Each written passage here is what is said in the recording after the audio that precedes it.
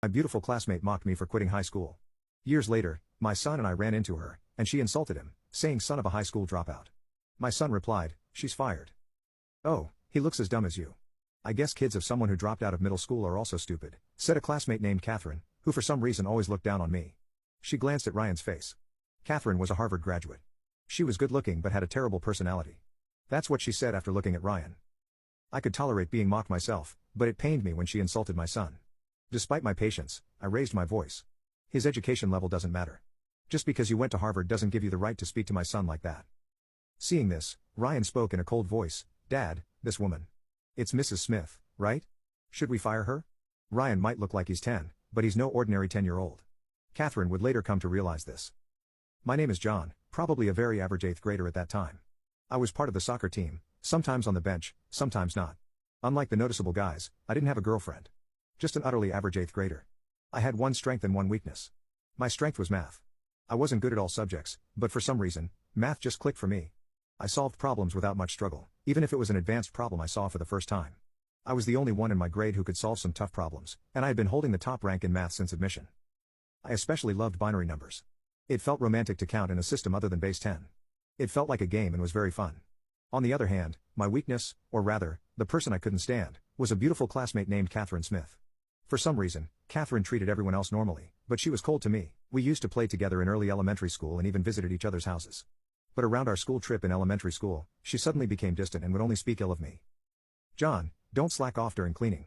Come on, take out the trash, she'd say. It wasn't just me who was slacking off, but Catherine would say this and toss the trash can at me. John, don't just stand there. Put out the flame, you're so useless. Anyone could turn off the burner during our science experiments, but Catherine would always complain to me.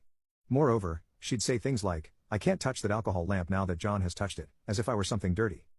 I wanted to retort, but Catherine was bold, beautiful, and one of the top-ranking girls in our class hierarchy. I could never talk back and just took her remarks. I always thought that one day I'd prove her wrong, but the only thing I had over her was math. However, she was decent at math and was top of the class in overall grades. Throughout middle school, Catherine kept targeting me, and as fate would have it, we ended up going to the same high school. So, my high school life started with the same strength and weakness. Then, during my sophomore year of high school, my life took a 180-degree turn. My father, who was the backbone of our family, passed away. He loved fishing in rivers. One morning, while going fishing, he drove the wrong way on a mountain road and plunged off a cliff, taking his car with him. He never came back. Our family, which had been living a modest and peaceful life, was shattered. I can never forget my mother's face when she received the call from the local police. I'll never forget the pale face of my father when we rushed to the hospital. After my father passed away, my mother, who had always been a stay-at-home mom, decided to work as a temp. But she couldn't keep a job for long because the sudden loss of my father often made her ill. Just when I thought she'd been working for a while, she'd end up bedridden. She'd get better and start working again, but within about 3 months, she'd fall ill again. I couldn't put her through that anymore. I decided to give up on college. I'd even drop out of high school and start working right away. I wanted to bring my mom back to being a stay-at-home mom. I made up my mind the 3rd time she fell ill. Catherine, who always criticized me, confronted me when I decided to quit high school. What are you thinking? Are you out of your mind? Without a high school diploma, you won't stand a chance in society. You have just one more year of high school, don't quit now. Only a fool would drop out. Catherine strongly disapproved of my decision. But there was no changing my mind.